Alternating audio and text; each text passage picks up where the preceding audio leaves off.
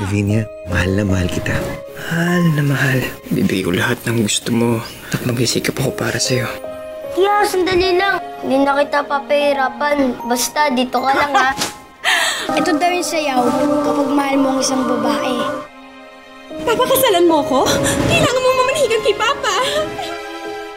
Nakapag-desisyon na ako na kay Mama at Papa na ipaubaya ang pangangalaga kay David habang wala ako sa Pilipinas. Hindi mo gagalawin yon, ha? Itotoong baril yun, nakamamatay. Promise mo, hindi mo gagalawin yon.